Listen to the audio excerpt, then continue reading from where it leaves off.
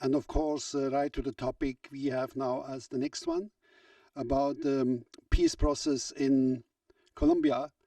Of course, that's also about human security for all.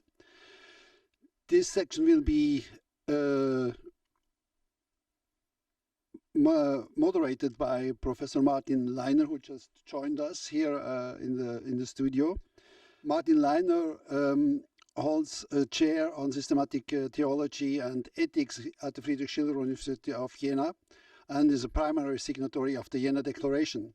He's the founder and director of the Reconciliation Studies Center in Jena and the co-founder of the International Association for Reconciliation Studies, with an impressive number of partners across the globe, but of course also the Americas, like today's conference from Deep South to the Far North.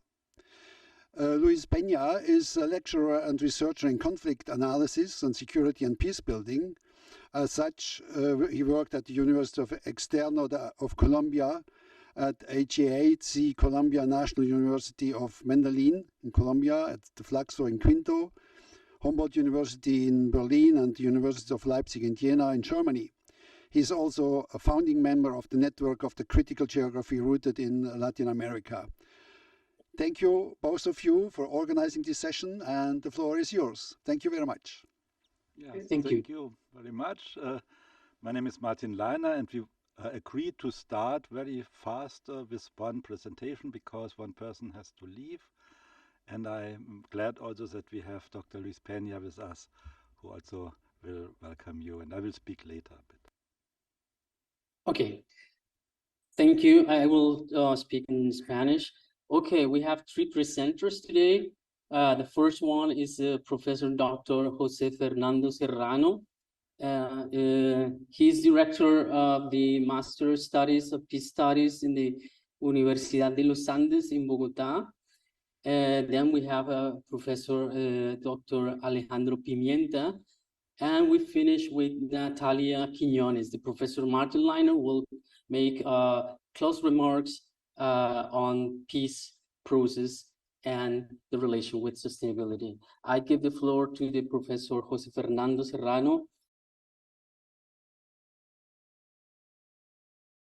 The floor is yours, Professor Serrano. Thank you so much for participating.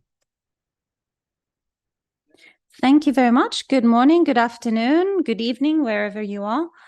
Thank you so much to Professor Pena for the possibility that he has given us to have this conversation today.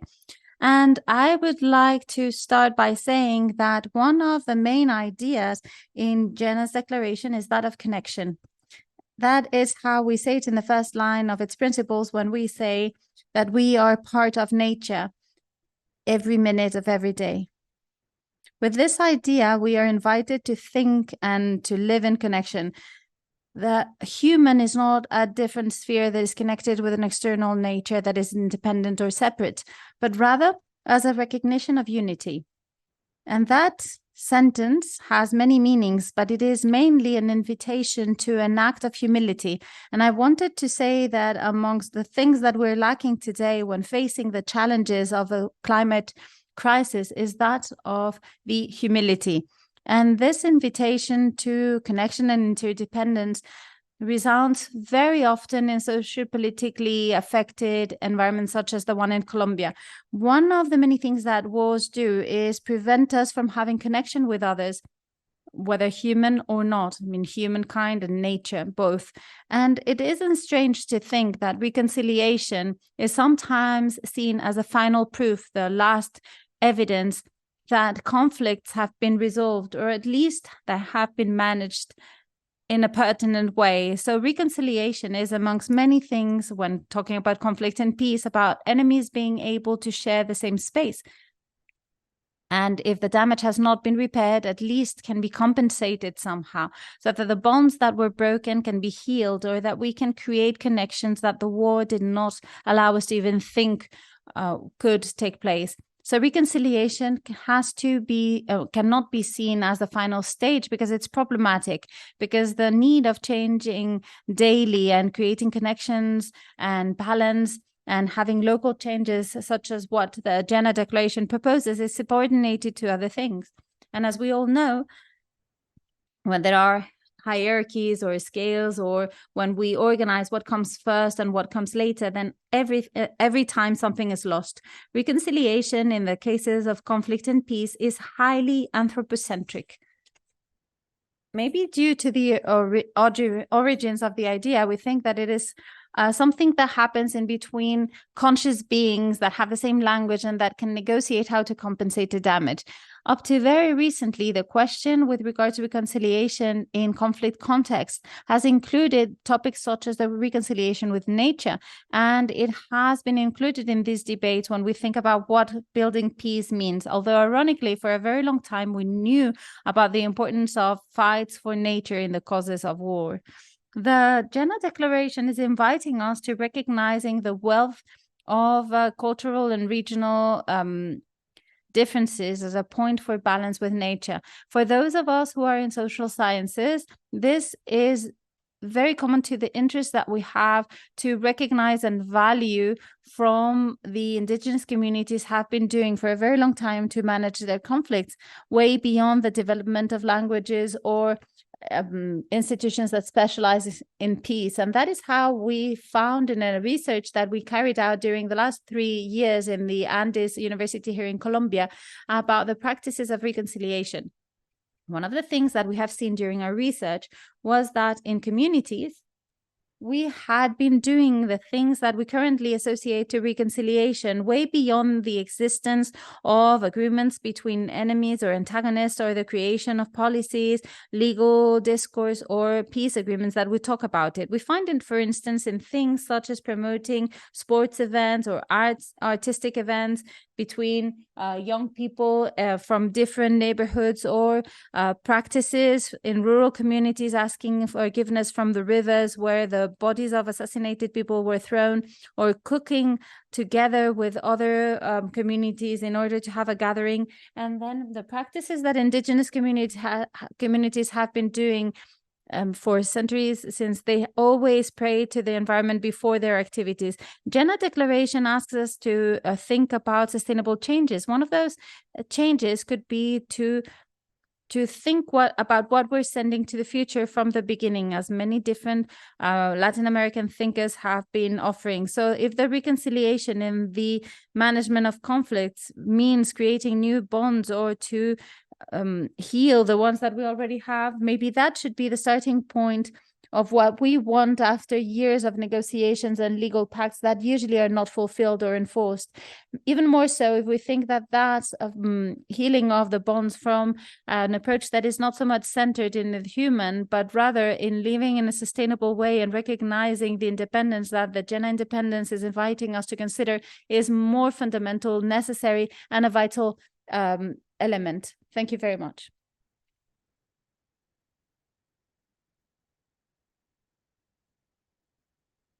Thank you so much, Professor Serrano. What an excellent intervention. We will now give the floor to Professor Alejandro Pimienta.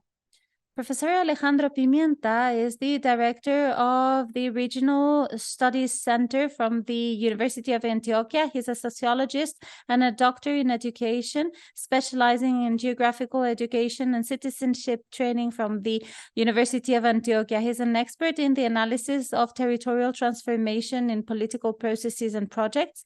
Since 2016, he has been coordinating the project Rate of Citizenship Participation in the city of Medellín, and he's currently researching on construction and peace negotiation. You have the floor, Professor Pimienta. Thank you. Thank you very much. I would like to greet you all cordially. Thank you for inviting me to participate in this important conference. And we are now going to tackle from our standing as a public institute from the University of Antioquia. We're going to try and think about where we stand with regards to Jena's declaration. thinking about the global South approach with our own territorial and regional perspective from the city of Medellín in Antioquia in Colombia. In the 80s, in the 20th century, it was a tipping point for Colombia, because we were suffering political violence that started in the 40s. There was structural poverty and a political system that was profoundly excluding. And we have the new phenomenon, which was that of narco-traffic, that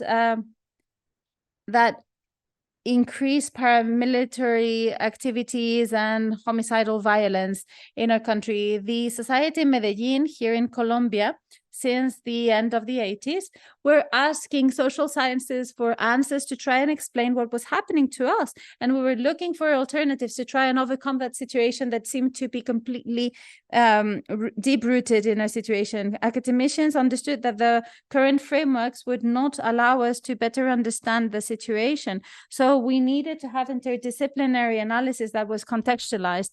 And we would have to ask people and social actors about the different things that we were living, trying to understand the situation. And that is why we founded in 1989 the Institute for Regional Studies, a unit within the University of Antioquia in Medellín, Colombia. So that was the response for a very specific context. This center started studying, and we have been working for 35 years. And we try to respect the mission that we have, which is having an intradisciplinary approach to better understand our society in order to be more inclusive, more equitable, more just, in peace, and sustainable. And from an epistemological perspective or even methodological perspective, a concept that currently helps us better understand that intention of a spatial justice. And it is another way of understanding justice. We understand spatial justice as a road to find answers where social sciences have not found one.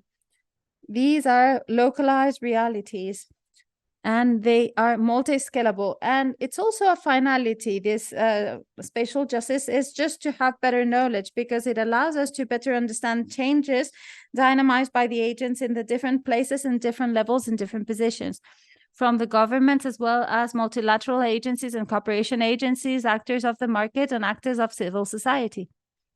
This is a justice perspective that tries to provide more knowledge and actions to better transform territories, especially those that have been really impacted by violence, which are the spaces that require peace with spatial justice or territorial justice. We see that there is synchrony between our perspective of spatial justice with the Declaration of Jena that invites social sciences to commit with sustainability, understanding its cultural and regional dimensions. From our perspective, this is a call to action so that we can all work together and have a multi-territorial, multi-scale governance. In that sense, the challenge that we have ahead of us is to build territorial peace, which is not just stopping violence. It's not just about stopping homicidal violence. It is about having a commitment between sciences and communities so that sustainability is always present in the process, so that the people who live in these territories may have spatial justice. And that is how we understand that sustainability and sustainability as a process, as a finality, have to be present. And we don't actually think that sustainability is enough. We also need sustainability, and we need regeneration for the construction of spaces to be able to live in peace together. We understand and we share the alarm that the Declaration of Jena is sharing with us about the advancement of sustainable development. Agents in different scales with the capacity to transform the territories need to understand once again that they have to be committed and engaged. But when we look at it from our side of the world and with our perspective, we think that this needs to involve not just the governments and not just the governments from the different territorial scales, but it also requires to generate conditions so that the actors of civil society may as well be involved. Many of the sustainability and peace projects in Colombia have been carried out from a perspective that goes top down. These were agendas that were signed by agents representing the government and multilateral agents, and then they reach rural communities or local communities as a sort of imposition and as a certain future that they need to reach. And we think that what we were lacking was a multi-level governance, where the people who live in the different territories have the possibility of giving some sense to what is sent to us by the UN with its sustainable objectives. As my previous colleague said, that needs to change. And maybe from other regions, it might sound strange that for some of us, the construction of peace has to do with, for instance, being able to sing or being able to dance or being able to go back to our traditions. In this case, in many communities, the construction for peace is about living in a territory that is environmentally free, in a healthy environment, an environment that is regenerative. So we have to create knowledge conditions, and that's where social sciences need to take on their role, and agents need to be involved at an equal stance. And I would like to end by saying that in our region in Antioquia, we have seen during these last 3 years that a future agenda has been drafted, led by the government of Antioquia. That was called the Antioquia 2040 agenda. And it has included everything that has to do with our development goals, sustainable development goals that include sustainability and peace as their priorities. It is a participatory exercise that was interesting and that has many challenges ahead in order to be developed. But as we just said, in our institute, we have provided our support to the government as well as the other agents that were to develop that agenda. And we will only manage to do it if we understand that it cannot go top down, but rather from the bottom to the top. That is how we will be able to build the future together and be able to share it. Thank you very much.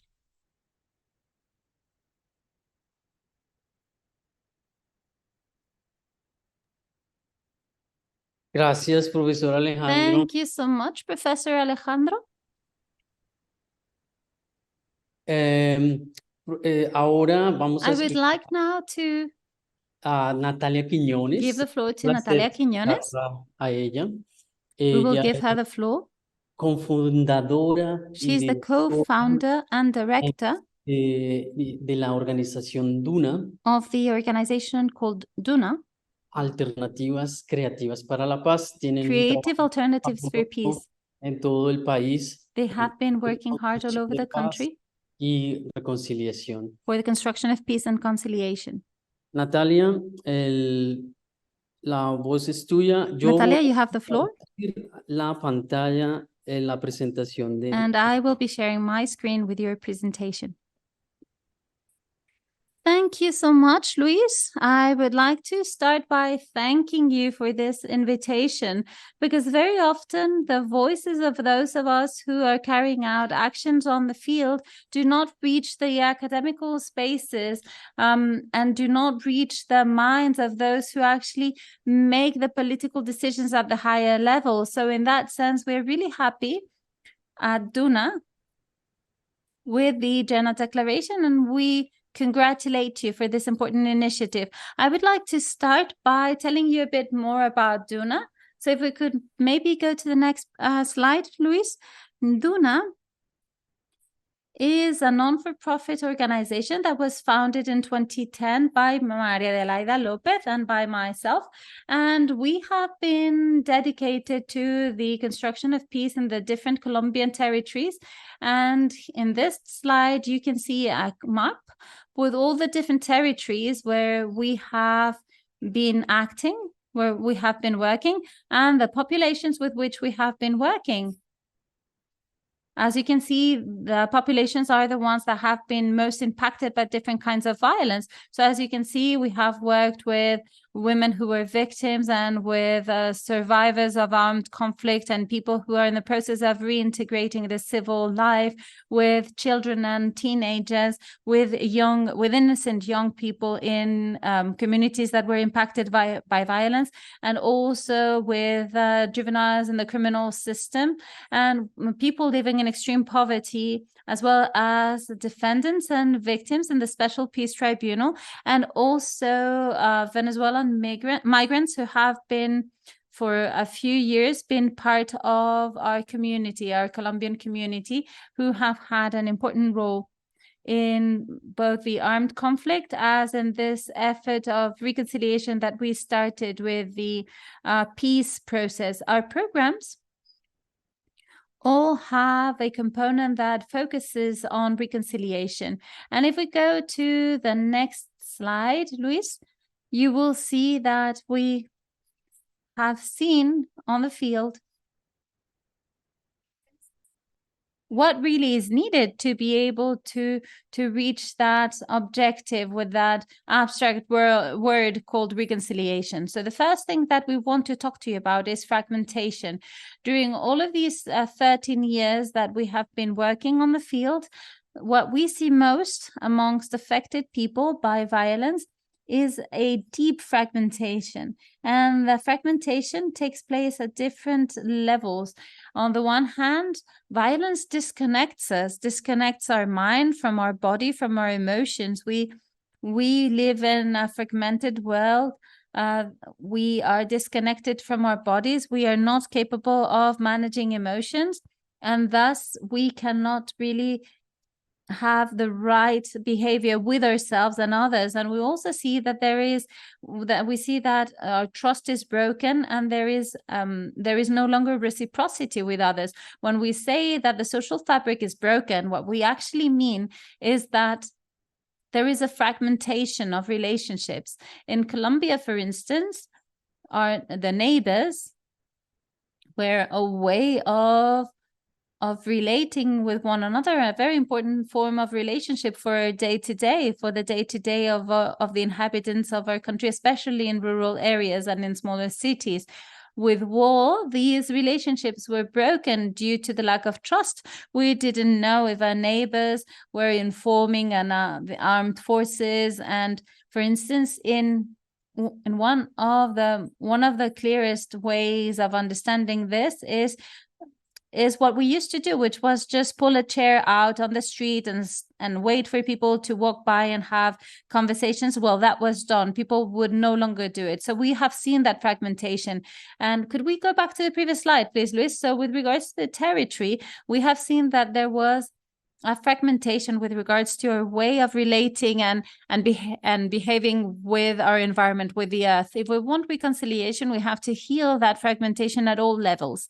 We need to have that reconciliation with our bodies, minds, and emotions, a reconciliation with others, and a reconciliation as well with the earth, with the land. And now we can, if you wish, we can go to the next slide, which is the message, really, of how that can be done.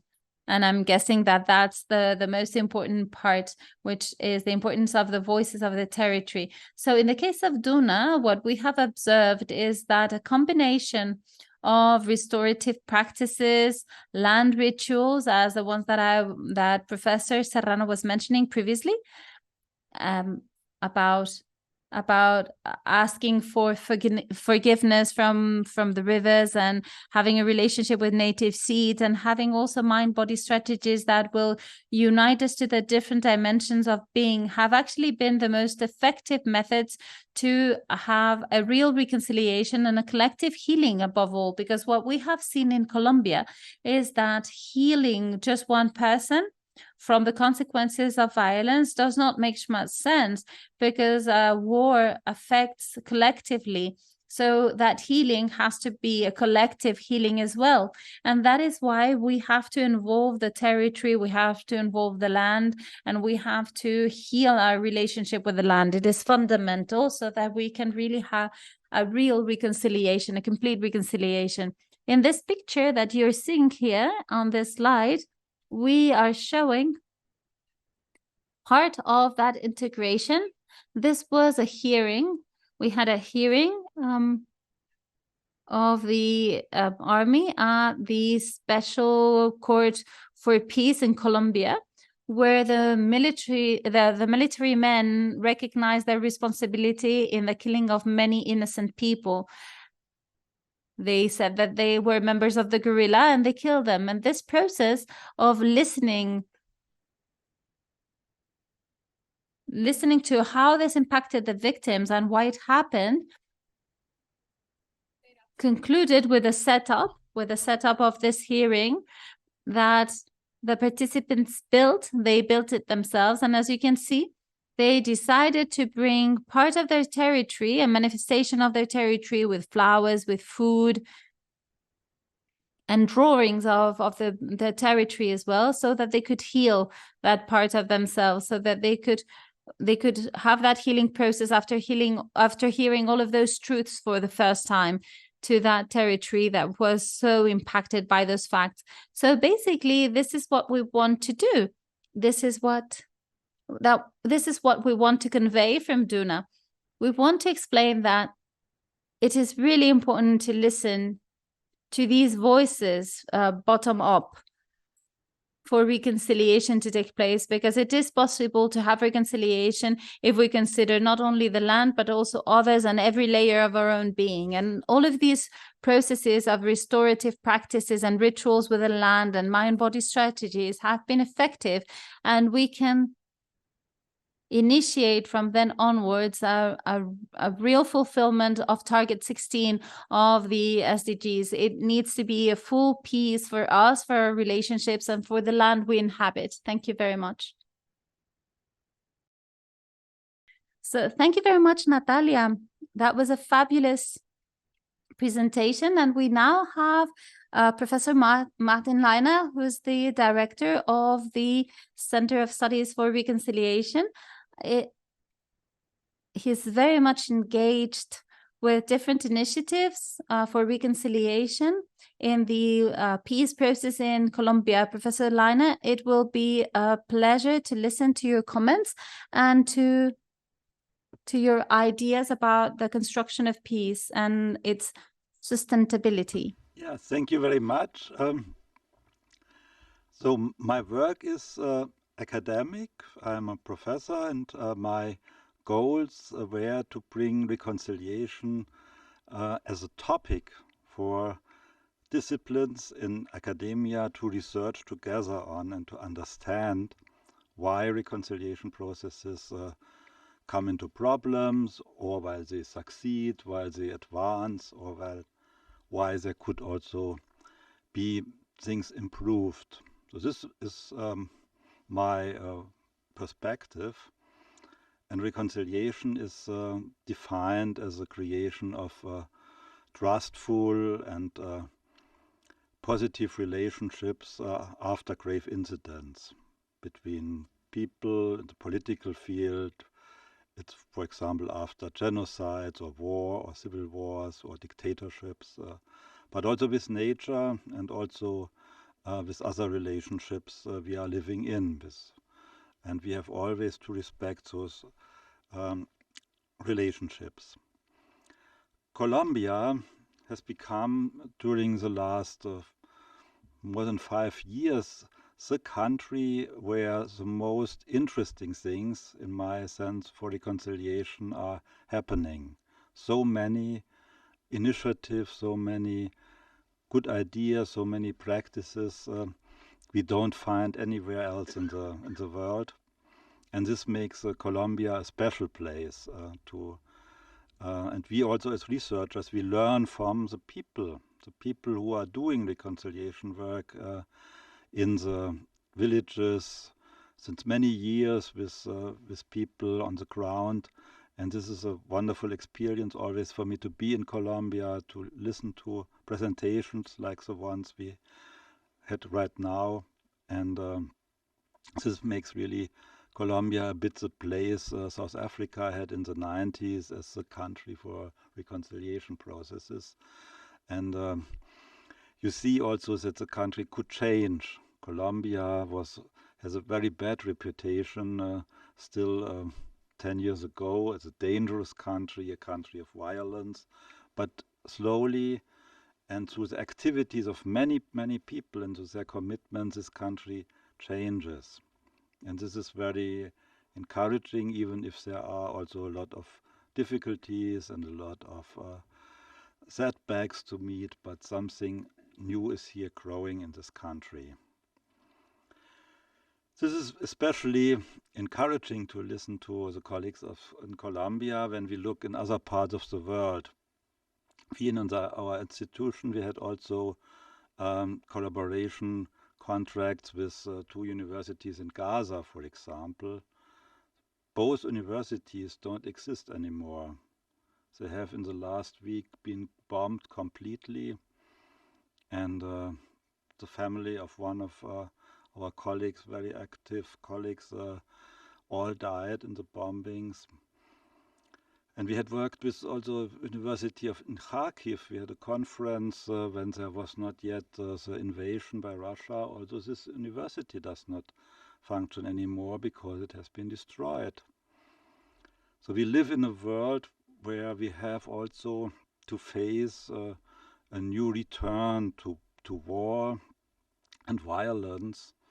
And it can make people who are working on this sometimes doubtful whether what we did and what we want to do has a chance.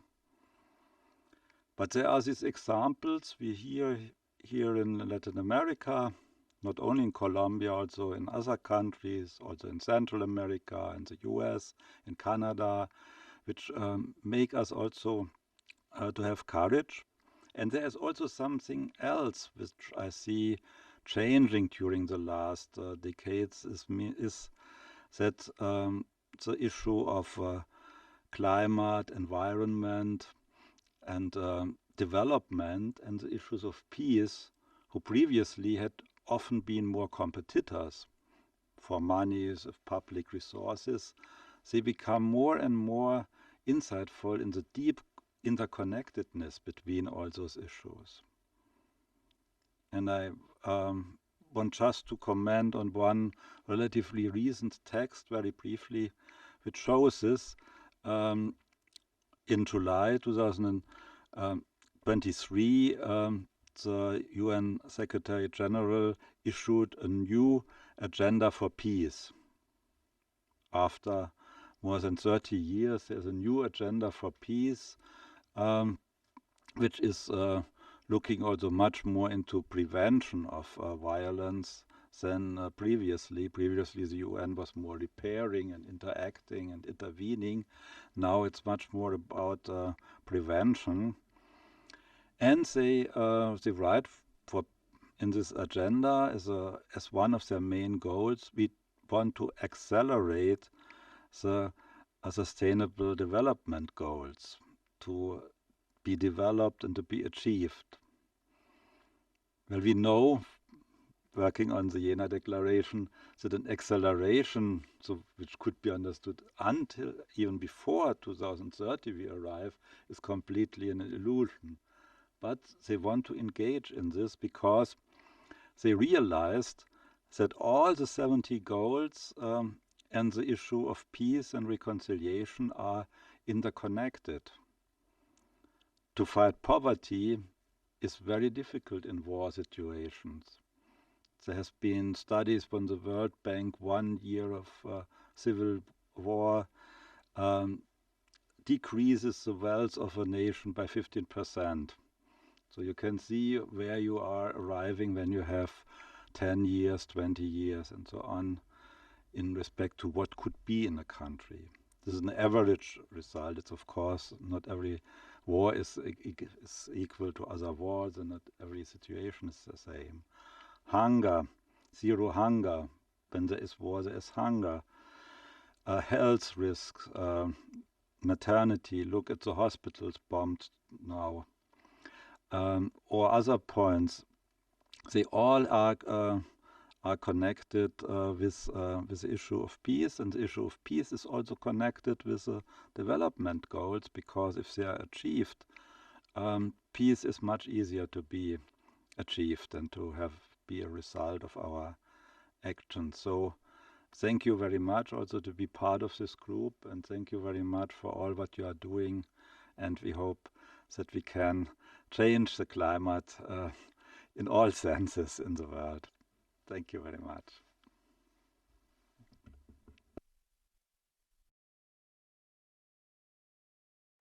Thank you so much, Professor Martin Leiner. And we do have a series of presentations. We have some time as well.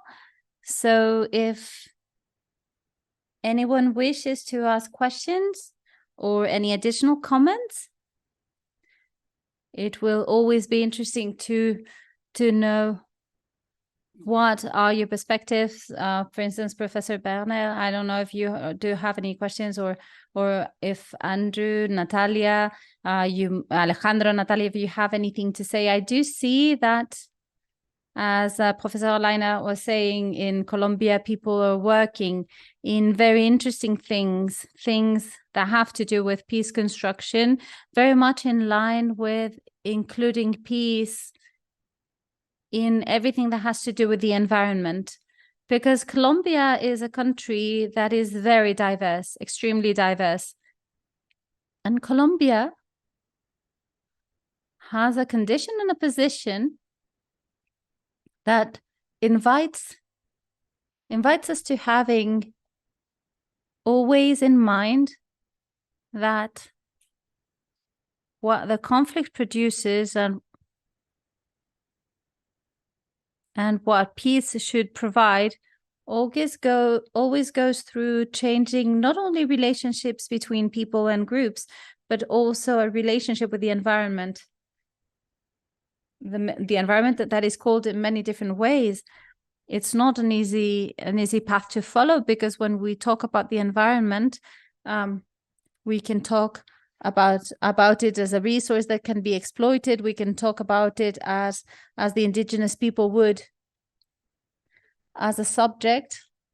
So it's not an easy task, that of incorporating the environment in our peace conversations. But in Colombia, I think that we have valuable lessons that can be learned when thinking about the relationship with peace and sustainability. So I would like to know if there are any comments, and if not, maybe there could be an exchange between Professor Berner, Professor Hammerschmidt, or any of the other participants. And if not, well, we will consider this part of the conference concluded. But I just wanted to know if maybe Professor Verlen or Professor Hammerschmidt had any comments. Yeah, I can say a few words if you like.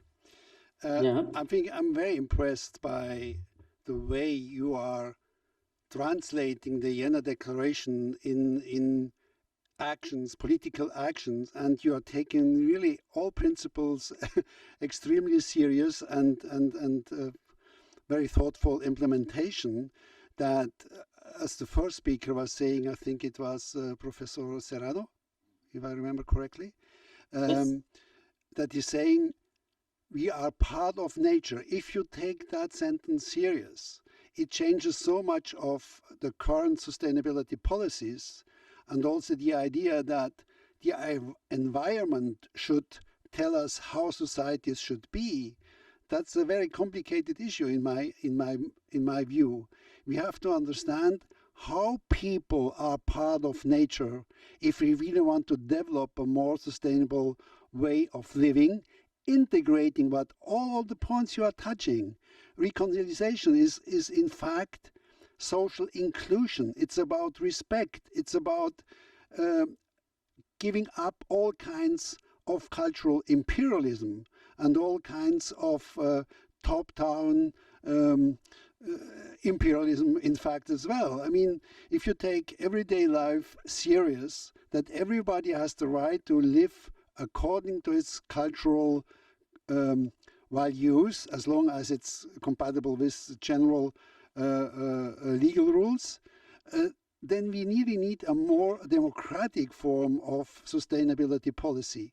We have to listen to people as the way you are doing it, and then talking about the future or the futures in the plural form of different parts of the world. And maybe I'm also very excited as course of as a social geographer that you are putting the spatial justice so much in the center, and that you are looking about the integration of cultural patterns and regional differences, or the richness of the regional differences, and that there is, and I think you agree on that certainly, that there is not one size-fit-all solution for any kind of problem.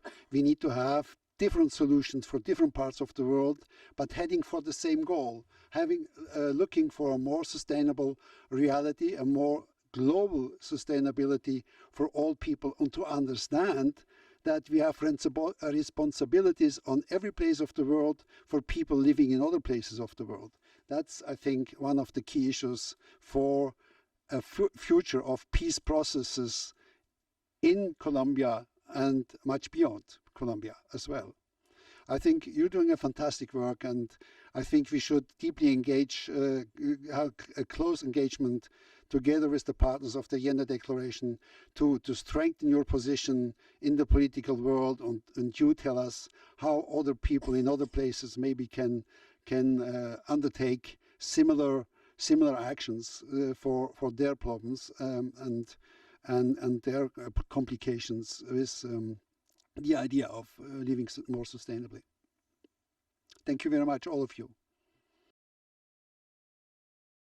Thank you so much, Professor. That was an excellent comment. Thank you, Professor Verlen. I hope that this will be recorded and that we can share it online, because it would be wonderful if people could find out about these conversations. Natalia Piñones, would you like to make a comment? I believe that will be our final comment. We will finish this section after that comment. I'm sorry that there isn't much time for exchange, but these materials are going to be very, very interesting for our General Declaration conversations. Thank you so much, Luis. After the comments by Professor Verlen, I wanted to simply offer an experience that we have had in the territories in Colombia that were most impacted by violence. And it was with regards to that construction of a future vision that is so important for reconciliation. What we have seen in the communities where they're reintegrating the former combatants was that what really unites people who have been separated by a violence act is actually that worry for the environment, because now they're going to be sharing that environment. Now that they all live in the same territory and that they're living in peace, that is something that unites them. And we have seen, for instance, in Bogotá, in Denmark, is that the old warriors and the direct victims have now formed economic cooperatives so that they can create different actions, and they have a political position with regards to free trade agreements that create a greater carbon footprint due to the imports and the damage to the local agro industry. So I just wanted to offer that maybe the environment and the territory, the land, can be that point that unites us in the future so that we can have a common vision of a country that is built in peace. Thank you very much, Luis. Okay, thank you, Natalia, very much. Thank you, Professor Alejandro Pimienta. Thank you, Professor José Fernando Serrano. Obviously, thank you, Professor Martin Leiner, and would like to thank the organizers, Professor Benno Verlen, Professor Claudia Hammerschmidt. It was a pleasure to be here today and to present some of the things that are being done in Colombia, and we will continue connecting with the Jena Declaration, because we consider that it is a fabulous initiative that is very much needed. Thank you very much.